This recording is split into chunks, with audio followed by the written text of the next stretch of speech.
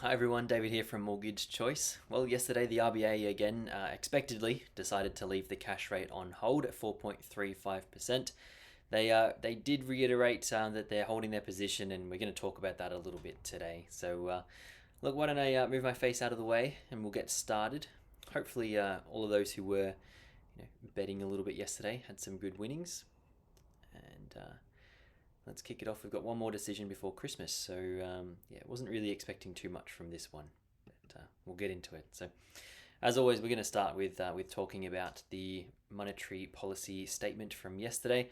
We'll then get into a little bit of a focused highlight on some key topics for first home buyers, upgraders, and investors. So as I mentioned, we are not going to see a rate cut anytime soon from the RBA's statement yesterday.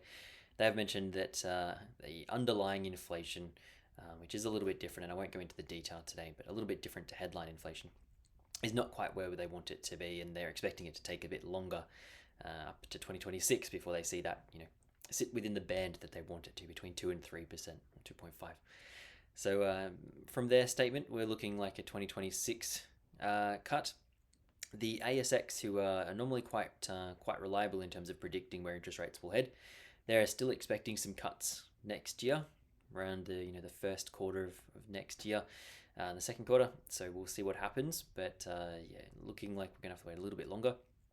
I still feel like at least if we're going to see anything, it was going to be around that February or March period next year. So a little bit longer, and we'll wait to see. But wouldn't expect anything before Christmas. That's for sure. One more decision, 9th, 10th of December, and then we're on a break until February. So. In terms of the other details that we wanted to talk about today, first home buyers, we still have got a lot of seats under the government scheme available. And just as a refresher, this is a mortgage insurance waiver. This means that you don't need a guarantor and you don't need a 20% deposit to avoid paying mortgage insurance. So it's a fantastic scheme. The government doesn't own your property or anything like that. It's literally just them acting like a guarantor for you. So really, really good scheme. We're seeing a lot of people utilize the seats that are available as well.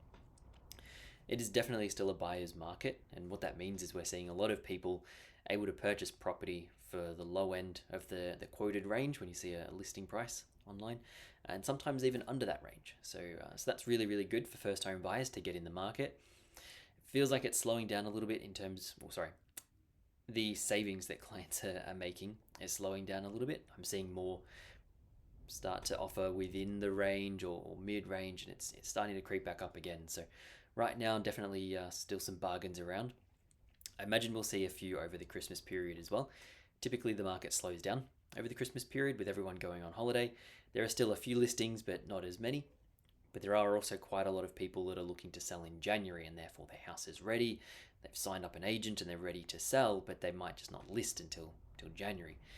And for that point, if you're staying in contact with agents, you might find something that's not on the market yet, and you can snap it up, before everyone goes on break. So, still a buyer's market for that point. I also highly recommend speaking with a conveyancer before you start looking for properties. When you do find a property that you're interested in, a document is prepared, what's called a Section 32, and that has all of the details about the property. So, council rates, costs, maybe a body corporate cost, water cost, and permits for any structures that are on the property as well. And that's really important because you don't want to make an offer on a property if the structures that are there, like a shed or maybe an alfresco, don't have permits. Or maybe you are okay with that, but you want to make sure that the conveyancer has said that there's a good reason there's no permits there. So making sure that you've got a conveyancer lined up before you start looking means that they know that you're looking, they're ready to look over the Section 32 when you send it to them, and everything, it just runs a little bit more smoothly. I'm not doing too well with the words today, huh? With some upgraders, I'm not seeing too many upgraders at the moment. It does very much feel like those who are looking to upgrade really do have a need. It's not as much of a want anymore. We want a bigger house. We want to live in a different area. The cost is just too high in terms of property prices, but also in terms of repayments for the interest rates. So the clients that need are definitely looking at bridging finance, where they're trying to purchase a property and then sell. And hopefully we don't need the bridging finance, but it's there as a backup. But what I'm seeing more commonly is renovating an existing property rather than moving. So extending or maybe just doing little updates to the property to make it a little bit fresher. As I said, the cost is really the big hindrance. It's the repayment, it's how much more expensive it is to move, and also the agent plus stamp duty costs that are involved with the transaction. As a bit of a reference point, when you're selling, you'll lose about 1.6 to 2% of the sale price. And when you're purchasing, you lose, and that's to agent costs, I should say. When you're purchasing, you lose about 5% to stamp duty. So it's a lot of money that you're losing just to pick up and move somewhere else. It's really got to be a need at this point. Investors, we're starting to see investors enter the Melbourne market again, which is very interesting. It seems that the land taxes aren't quite holding people back as much as we were expecting, or at least continue to see for a little while. So we're definitely seeing more purchases in the apartment side of things in a city rather than outer suburbs. But it feels like people are expecting Melbourne to have quite a big boom in terms of property prices next year, and they're trying to get in early. So again, this is where a conveyancer and even some experts like a buyer's advocate can be really, really helpful to make sure that purchasing in the right area is going to be right for you, not just for price, but in terms of what you're expecting from the rental return or from the growth over the next 2, 5, 10, 20 years. Because property does tend to go in cycles, and so if you can time the cycle right, then you can snap up a bargain. And people are starting to believe that Melbourne is going to be that next bargain. Accessing the deposit. This is something we talk about quite a lot, and I've mentioned a few times in my videos, but a lot of people struggle to build up the cash for a deposit on an investment property, and you can actually access the deposit from equity in your property if you have sufficient equity in that property. So it's a really great way to borrow without having to chip in an extra cash deposit from your savings, but it also means that debt that you've got for the deposit is also tax deductible. So it's an extra benefit for you there. So that's the kind of the summary of what we wanted to talk about this month. As I said, one more RBA decision before the Christmas break.